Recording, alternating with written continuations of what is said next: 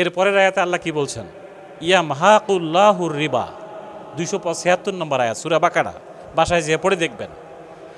আল্লাহ বলছেন অবৈধ, ইলিগাল, ম্যাল প্র্যাকটিস, সুদ, ঘুষ, মদ, জুয়ার মাধ্যমে তোমার যতগুলো অ্যাসেট প্রপার্টি হবে আমি আল্লাহ এগুলোকে ধ্বংস করে দিই। আল্লাহ যে অবৈধ সম্পদ ধ্বংস করে এটা কি আপনারা 5 তারিখে বুঝছেন না বোঝেন নাই? ঢাকা শহরে মার্সিডিজ গাড়ি 5 কোটি টাকা দাম, 7 কোটি টাকার গাড়ি পড়ে আছে, মালিক নেই।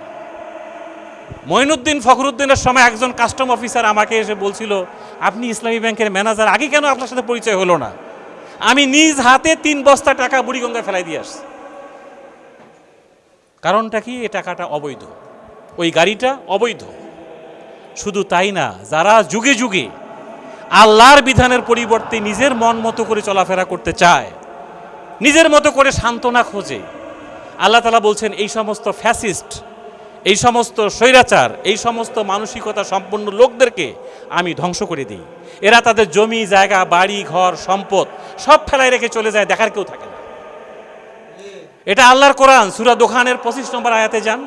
কাম তারাকু মিন জান্নাতিন ওয়া উয়ুন ওয়া যুরুইন ওয়া মাকামিন কারীম, কিভাবে তারা তাদের বাগিচা, তাদের সাজানো সংসার, তাদের সোফা, তাদের ফ্রিজ, তাদের ফ্রিজের ভেতরে 15 কেজি ওজনের পাঙ্গাস মাছ, রুই মাছ, ওয়া যুরুইন, শাক সবজি, তাদের সাজানো লেক, তাদের সাজানো বাড়িঘর, মাকামিন কারীম হচ্ছে জমকালো বিলাসী বাসভবন, যেখানে তারা থেকে ঘুমিয়েছে, নাটক করেছে, অভিনয় করেছে, মদ খেয়েছে। ওয়ানামাতিন কানু ফিহা ফাকিহিন, ওয়ানামাতিন কানু ফিহা ফাকিহিন, এবং সেখানে তারা আনন্দ করত। প্লিজ আপনারা এদিকে মন দেন, এটা ঘটনা ঘটতেই পারে, প্লিজ আপনারা আমার কথাটা শুনেন একটু।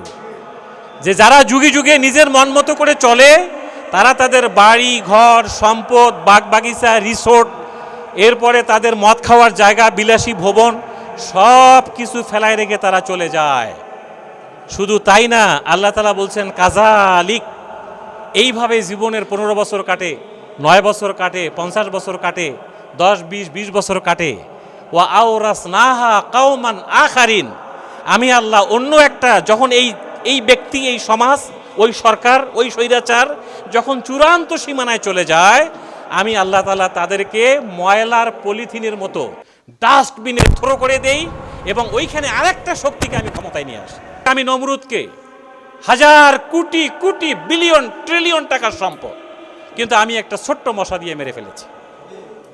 একইভাবে আল্লাহর ঘর ধ্বংস করার জন্য যে আব্রাহা তার বিশাল বাহিনী নিয়ে গিয়েছিল, আমি ছোট্ট একটা পাখির পায়ের মধ্যে একটা বুটের দানার থেকেও ছোট্ট একটা দানা দিয়ে আমি সব চূর্ণ বিচূর্ণ করে দিয়েছি। কাসফিম মাকুল, তারা হয়েছে একবারে ভুসির মতো, যেখানে পাথরটা যার গায়ে পড়তো সে নিশ্চিহ্ন হয়ে যেত, তাকে খুঁজে পাওয়া যেত না। একইভাবে আল্লাহ তাআলা আমাদের দেশেও দেখার তৌফিক দিয়েছে, বলেন ঠিক কিনা? আমার কাছে মনে হয়েছে আয়াতগুলো মনে হয় 6 তারিখে নাজিল হয়েছে। আল্লাহর কোরআন যে জীবন্ত কথা বলে, এটা তার প্রমাণ। তো এই জন্য আল্লাহ বলছে ইয়ামহাকুল্লাহুর রিবা। বাবা তুমি বুঝতে পারতেছো না, তোমার অবৈধ সম্পদ আমি আল্লাহ ধ্বংস করব। কেমনে করব তুমি টের পাবা না। আমরা কি 5 তারিখ সকালবেলায়ও বুঝতে পারছিলাম যে এরকম একটা ঘটনা ঘটতেছে? কেউ বোঝে নাই।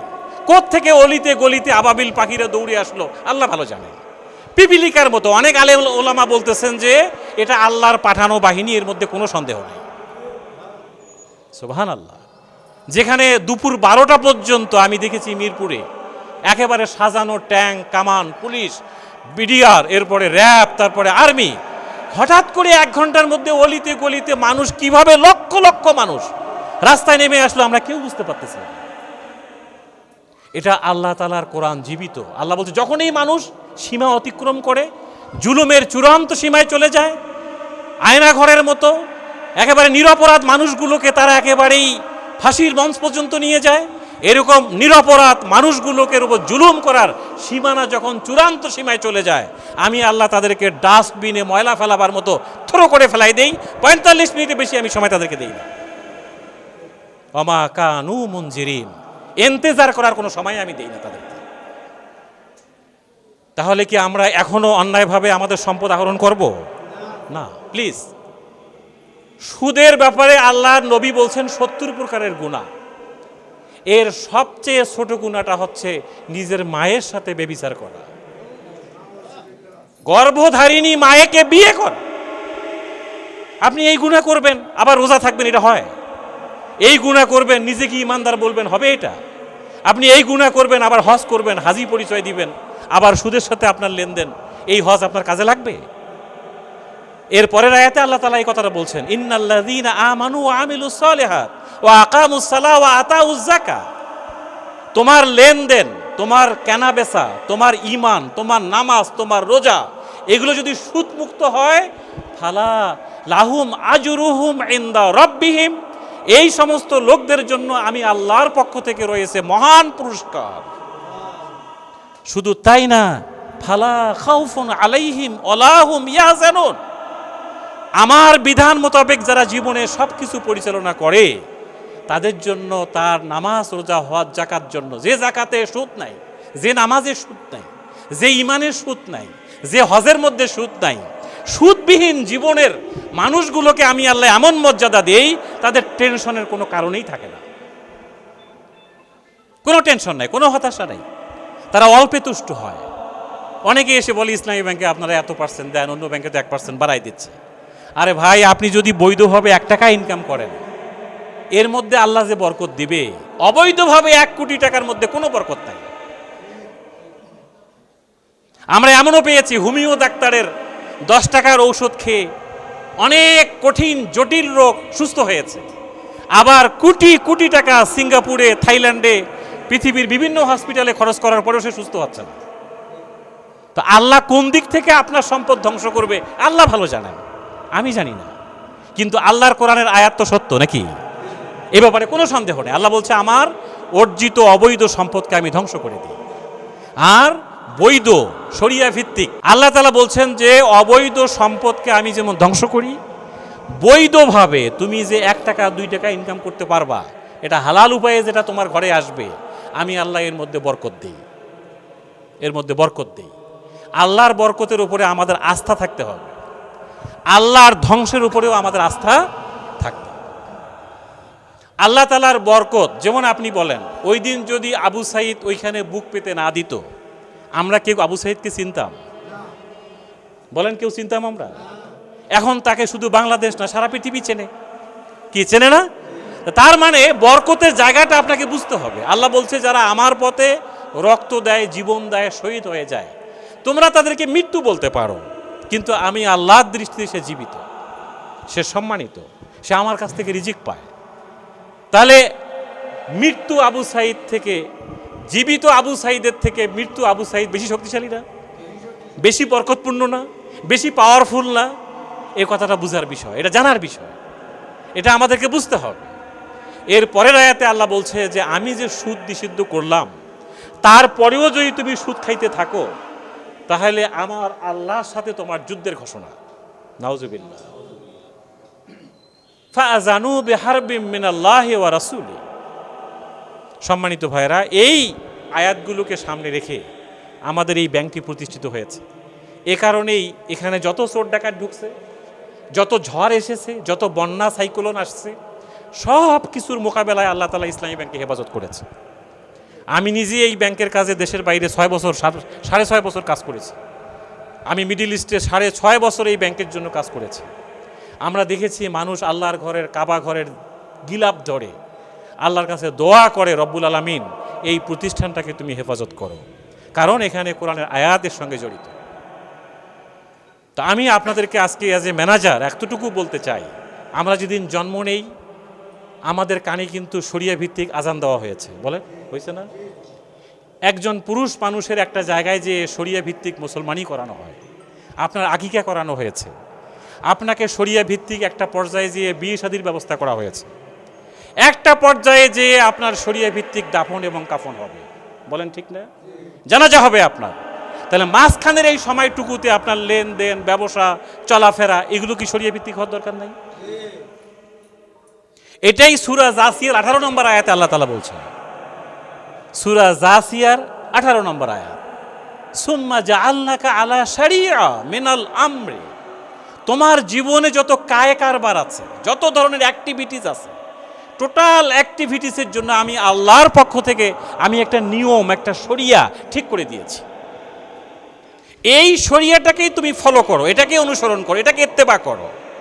আমরা যেমন নামাজে কি বলি, ইক্তাদাহিতু বিহাযাল ইমাম। আল্লাহ বলছে এই শরিয়ার উপরে তুমি ইক্তাদাহিতু বিহাযাল ইমাম বলে দাঁড়ায় যাও।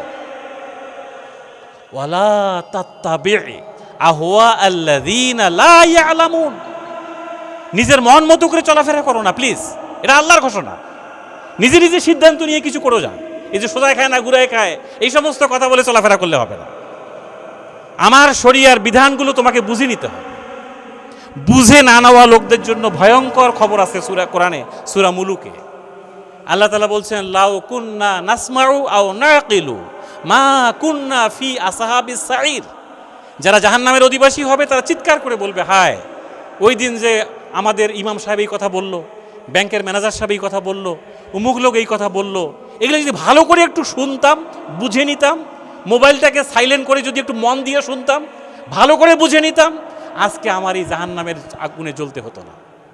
সূরা মুলুক, লাউ কুন্না নাসমাউ আও নাকিলু। ইসলামী অর্থনীতির একটা গুরুত্বপূর্ণ পয়েন্ট হচ্ছে হিফজুল আকল। তোমার আকল, বুদ্ধি, জ্ঞান, সেন্স, এটাকে হেফাজত করো, এটাকে সংরক্ষণ করো, ব্রেনটাকে এলোমেলো করে সাজাই দিও। এই জন্য আমরা যে এই যে 3 দফার ছাত্রদের যে আন্দোলন মিছিল, এর প্রথমটা কি? বৈষম্য না? প্রথমটা কি? এই বৈষম্য দূরীকরণ করাটাকে আমরা সংস্কার বলতেছি। কি ঠিক না? এখানে সংস্কার করতে হবে, ওখানে সংস্কার, এখানে সংস্কার করতে হবে। তাহলে আপনি বলেন আপনার এই সংস্কারের অ্যারাবিক ওয়ার্ডটা কি? অ্যারাবিক শব্দটা হচ্ছে তাসকিয়া। আল্লাহর নবী মক্কার 13টা বছর নামাজও পড়েন নাই, রোজাও থাকেন নাই, হজও করেন নাই, জাকাতও দেন নাই। একটা কাজ 13 বছরে মক্কাতে হয়েছে, সেটা হলো সংস্কার, সংস্কার, সংস্কার। তাসকিয়া, তাসকিয়া, তাসকিয়া। মানুষের ব্রেনে যে জঞ্জালগুলো আছে, সুদ বোঝে না, হালাল বোঝে না, হারাম বোঝে না, প্রফিট বোঝে না, এই ব্রেনটাকে সংস্কার করাই 13 বছর আল্লাহর নবী এই কাজ করেছে। এবং আমরা সারা জীবন আমাদের মসজিদগুলোতে সানি খুতবায় একটা আয়াত শুনি, ইন্নাল্লাহা ইয়ামুরু বিল আদল ওয়াল ইহসান ওয়া ইতাইজিল কুরবা ওয়া ইয়ানহা আনিল ফাহশাই ওয়াল মুনকার ওয়াল বাগি ইয়াইজুকুম লাআল্লাকুম তাযাক্কারুন। কি জুমার নামাজ পড়েন তো আপনারা নাকি? আয়াতটা কি মনে পড়ছে? এই আয়াত যখন পড়া হয় তখন আমাদের মুসল্লিরা মনে করেন নামাজ শেষ, খুতবা শেষ, এখন দাঁড়ায় যেতে হবে। কি কথা ঠিক না? খুতবা এখন শেষ, এখন দাঁড়ায় যেতে হবে, এখন নামাজ শুরু হবে। কি আছে আয়াতের মধ্যে? গত 1500 বছর ধরে মসজিদে নববী থেকে শুরু করে পৃথিবীর সকল মসজিদে এই আয়াতটা পড়া হয়, আমরা কেউ জানি না এটা কি বলা হইতেছে। কিন্তু ওই রংপুরের আবু সাইদ যখন বলল যে না, এটা সংস্কারের কথা বলা হয়েছে, এখানে তাসকিয়ার কথা বলা হয়েছে, বৈষম্যের কথা বলা হয়েছে। এখানে দেখেন 3টা পয়েন্ট আছে, একটা হলো বৈষম্য, একটা হলো ন্যায় বিচার, একটা হলো মানবাধিকার। আমরা কি, ছেলেরা কি মিছিল করলো? আমরা ন্যায় বিচার চাই, উই ওয়ান্ট জাস্টিস। এরপরে তারা কি বললো? আমরা মানবাধিকার চাই। এখানে অধিকার নাই, কথা বলার স্বাধীনতা নাই। এই যে আমরা এখন কথাগুলো বলতেছি, এগুলো কিন্তু আমরা গত 2 মাস আগেও বলতে পারিনি। কথা ঠিক না? তা এই যে মানবাধিকার, এরপরে জাস্টিস, ন্যায় বিচার, এরপরে আপনার বৈষম্য, এই 3টা কথাই ওই আয়াতটার মধ্যে আছে। আল্লাহু আকবার। আল্লাহ তাআলা নির্দেশ দিচ্ছেন যে ইয়ামুরু, এটা কিন্তু কোনো ওয়াজ না, এটা আল্লাহর নির্দেশ। এটা প্রজ্ঞাপন জারি করে এক্সিকিউট করতে হবে, এটা আইন, পার্লামেন্ট এটা পাস করতে হবে। 1 নম্বর কি? ন্যায় বিচার। 2 নম্বর হলো সদাচার। 3 নম্বর হলো মানবাধিকার। দেখেন, তাহলে বাংলাদেশে যদি সুদ চালু থাকে, আপনি বলেন সুদী সমাজে কোনোদিন বৈষম্য দূর হইতে পারে? না, হবে না। সুদ একটা মানুষকে আকাশচুম্বী বিল্ডিং বানায় বসবাস করায়, আর একটা মানুষকে রেল লাইনের প্ল্যাটফর্মের নিচে ঘুমাইতে দেয়। তো যে সমাজে মানুষ প্লাস্টিকের নিচে ঘুমায়, আর কিছু মানুষ মানে 60, 80, 90, 100 প্রকারের খাবার খায়, এই সমাজে কি বৈষম্য কোনোদিন দূর হইতে পারে? একমাত্র ইসলামী অর্থনীতি বলছে যে এই অর্থনীতি চালু হলেই কেবল সমাজে বৈষম্য দূর হইতে পারে। তাহলে আসুন, আমরা এই যে এখন সময়টা পেয়েছি, আমি মনে করি যে এই সুযোগটা আল্লাহর পক্ষ থেকে দেওয়া। এই সুযোগের সদ্ব্যবহার যদি আপনারা না করেন, আমরা না করি, আল্লাহ তাআলা আর একটা জালেম, আর একটা জগদ্দল পাথর আপনার উপর এমনভাবে চাপাই দিবে, আপনি আমি মুক্ত হইতে পারবো না। বলেন ঠিক না বেঠে? এই জন্য আসুন আমরা আজকে সিদ্ধান্ত নিই, আমরা ন্যায় বিচারের স্বার্থে, মানবাধিকারের স্বার্থে এবং আমাদের বৈষম্যের বিরুদ্ধে আমরা ইসলামী অর্থনীতি কায়েমের আন্দোলনে নিজেকে নিয়োজিত করি ইনশাআল্লাহ। আমি অনুরোধ করতে চাই, এখানে যার অ্যাকাউন্ট নেই আপনারা ইসলামী ব্যাংকে অ্যাকাউন্ট করুন। এই ব্যাংকটা প্রতিষ্ঠিত হয়েছে এই কারণে,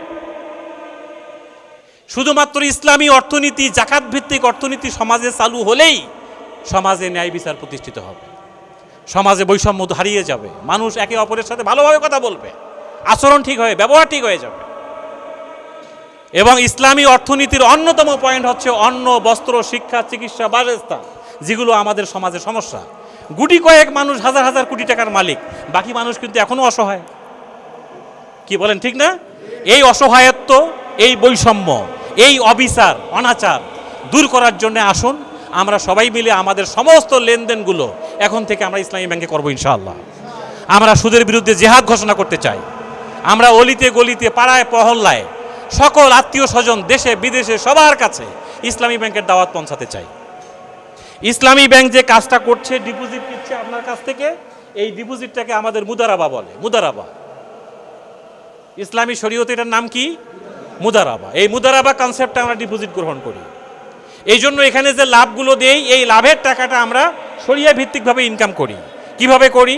আমরা বাই মুআজ্জাল, বাই মুরাবাহা, বাই সালাম, বাই ইস্তেসনা নামে ইসলামী শরীয়তে কিছু মুড আছে, পদ্ধতি আছে। ওই পদ্ধতিগুলোতে টাকাটাকে আমরা বিনিয়োগ করে যা লাভ হয়, এই লাভের টাকাটা মুদারাবা কনসেপ্টে মানুষকে আমরা বিলি করে দিই। যে কথাটা এক ভাই আমাদের প্রশ্ন করেছে, আমাদের নবী মুহাম্মদ রাসূলুল্লাহ সাল্লাল্লাহু আলাইহি সাল্লাম বিয়ের আগে খাদিজা রাদিয়াল্লাহু তাআলা আনহার সাথে কিন্তু ব্যবসা করেছে। খাদিজা আমাদের মা, তিনি ফান্ড দিয়েছেন, আল্লাহ নবী ব্যবসা করেছেন। এখানে খাদিজা হলো সাহিব আল মাল, আল্লাহ নবী হলেন মুদারিব। এই মুদারিবকেই বর্তমান বাংলা ভাষায় উদ্যোক্তা বলে। আর সাহিব আল মাল যিনি টাকার মালিক, আমাদের ইসলামী ব্যাংকে যখন কেউ টাকা রাখে তিনি সাহিব আল মাল। এই টাকাটাকে আমরা ব্যবহার করি উদ্যোক্তা হিসাবে, মুদারিব হিসাবে, এবং আমরা কোনো হারাম জায়গায় টাকাটাকে ব্যবহার করি না। এবং আল্লাহর কোরআন কিন্তু কোনো এরকম ছাগল পাগলের জন্য না। আল্লাহর কোরআন হচ্ছে লা আয়াতিন লিউলিল আলবাব, যারা জ্ঞানী হবে, চিন্তাশীল হবে, যারা বুদ্ধিজীবী হবে, যারা কথা বলতে পারবে, যাদের কোয়ালিটি আছে, স্কিল আছে, এই সমস্ত লোকদের জন্যই কিন্তু আল্লাহর কোরআন। এটা কোনো ইতিমখানার কিতাব নয়, এটা অসহায় কোনো মানুষের পাশে বসে পড়ার কোনো কিতাব নয়। আল্লাহর কোরআনকে আল্লাহ পৃথিবীতে পাঠিয়েছেন মানুষ কেন অসহায় হয়ে থাকবে? মানুষের পেটে কেন খাবার থাকবে না? মানুষ কেন চিকিৎসা পাবে না? মানুষ কেন খাবার দাবার পাবে না? এর জন্য তো আল্লাহ মানুষ পৃথিবীতে পাঠান না। মা আনজালনা আলাইকাল কোরআন লিতাশকা, মানুষ অসুস্থ অবস্থায় যন্ত্রণায় ছটফট করবে, আমি এই জন্য কোরআন তো পৃথিবীতে পাঠাইনি। কারণ আল্লাহর কোরআন কি বলে আর আমরা কোথায়? এবং আপনি অবাক হয়ে যাবেন, আমাদের দেশে এরকম দাড়ি আছে, টুপি আছে, জুব্বা আছে, পাগড়ি আছে, কিন্তু কোরআনের নলেজ নাই। এরকম লোক আছে না?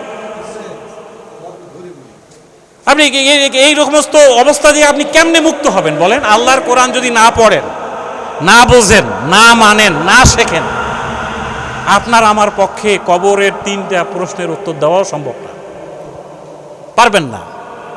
কোন হুজুর যদি আপনার মৃত্যুর পরে 100 খতম কোরআন শরীফ পড়ে, আপনার কিচ্ছু হবে। আসেন আমরা আজকে তওবা করি, নিয়ত করি, সিদ্ধান্ত নেই যে আল্লাহ তুমি আমাদের অতীতে যা হবার হয়ে গেছে, আমরা আর সুদের সঙ্গে নিজেকে জড়াবো না ইনশাআল্লাহ।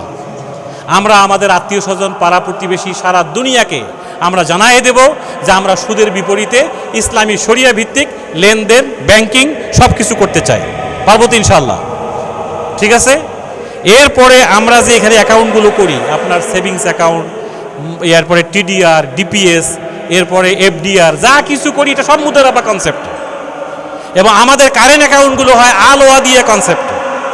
এই মুদারাবা, আল ওয়াদিয়া, বাই মুআজ্জাল, বাই মুরাবাহা, বাই সালাম, বাই ইস্তেসনা, এই শব্দগুলো সব আরবি শব্দ। আপনি কি মসজিদে এগুলোর উপরে কোনো আলোচনা শুনেছেন? আমাদেরকে দাওয়াত দিয়ে আমরা শুনাই দিয়ে আসবো। এগুলোর উপরে কথা বলা খুবই জরুরি, খুবই জরুরি। আমরা ভুলে গিয়েছি, আমরা এখন সকাল সন্ধ্যার আমল করি, একদিকে সুদ খাই আর একদিকে সকাল সন্ধ্যার কিছু আমল বানাই ফেলছি। দেখেন আপনারা সূরা নাসর সবাই পড়েন, ইজা জাআ নাসরুল্লাহি ওয়াল ফাত। আল্লাহ তাআলা বলছেন যখন দিন কায়েম হবে, আল্লাহর বিজয় যেদিন আসবে, এই বিজয়ের পর থেকে তুমি ফাসাব্বি বিহামদি ওয়াস্তাগফির, এই কাজগুলো করো। কিন্তু এখনো দিনের বিজয় হয় নাই, ইসলামী অর্থনীতি পরিপূর্ণ কায়েম হয় নাই। তুমি সকাল সন্ধ্যার আমল নিয়ে বসে আছো, কিন্তু তোমার এখনো তো ইজা জা নাসরুল্লাহ তো এখনো আসে নাই।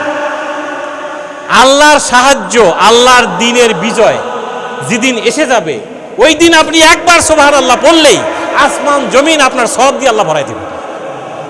কিন্তু আপনি এখন তাসবিহ নিয়ে ব্যস্ত আছেন, কিন্তু আপনি এই ইসলামী অর্থনীতি, ইসলামী সমাজনীতি, ইসলামী ব্যবসা নীতি, আল্লাহ রাসূলের নামে মিলাদ খেয়ে জিলাপি খেয়ে শেষ করে দিলেন।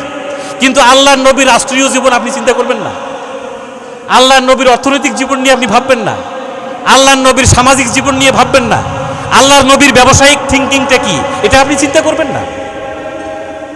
আমার কথাটা কি আপনারা বুঝতে পারতেছেন? আসুন আমরা আজকে আল্লাহর নবীর ব্যাপারে আল্লাহ তাআলার কথা, লাকাদ কানা লাকুম ফি রাসূলিল্লাহি উসওয়াতুন হাসান, তোমার জীবনের প্রত্যেকটি কায় কারবারে তোমাদের আদর্শ হচ্ছেন মুহাম্মদুর রাসূলুল্লাহ সাল্লাল্লাহু আলাইহি সাল্লাম।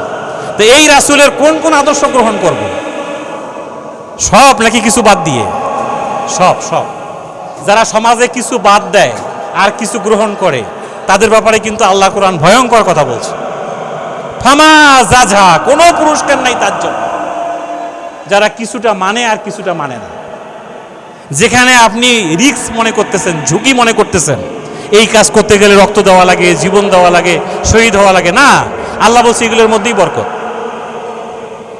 আসুন আমরা আমাদের টোটাল ডিপোজিট, লেনদেন, ডিপিএস, হজ অ্যাকাউন্ট, সেভিংস অ্যাকাউন্ট সব কিছু এখন থেকে আমরা ইসলামী ব্যাংকে করবো ইনশাআল্লাহ। সমস্ত অবৈধ লেনদেন আমরা আজকের থেকে বন্ধ করে দিতে চাই। দেখেন আপনার আমার হায়াত কিন্তু বেশি দিন নাই, দেশ সরকার এগুলো আসবে যাবে, এগুলো থাকবে, কিন্তু আপনাকে আমাকে আমার নিজের স্বার্থে, আমার কবরের স্বার্থে, আমার জান্নাত জাহান্নামের স্বার্থে আমাকে সিদ্ধান্ত নিতে হবে যে আমার টোটাল লেনদেন আমি শরিয়া মোতাবেক করব। আল্লাহ তাআলা আমাদের সকলকে এই বিষয়গুলো বুঝার তৌফিক দান করুন, এর উপরে আমাদেরকে এলেম জ্ঞান অর্জন করার তৌফিক দান করুন, এবং আজকে আমাদের এই বসাকে আল্লাহ কবুল করুন।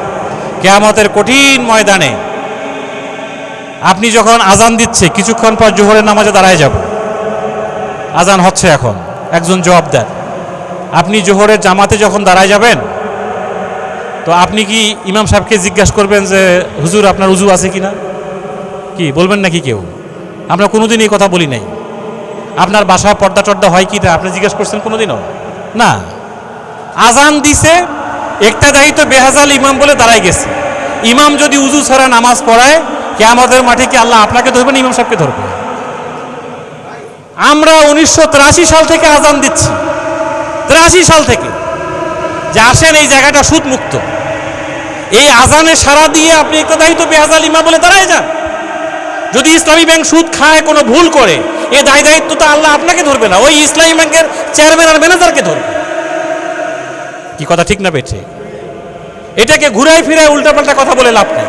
ইসলামী ব্যাংকের ম্যানেজার, ইসলামী ব্যাংকের চেয়ারম্যান, যারা মুয়াজ্জিনের কাজ করছে তাদেরকে আল্লাহ ধরবে। আপনি এটা ছেড়ে দেন তাদের উপরে, দিয়ে একটা দায়িত্ব বেহাজাল ইমাম বলে দাঁড়ায় যান।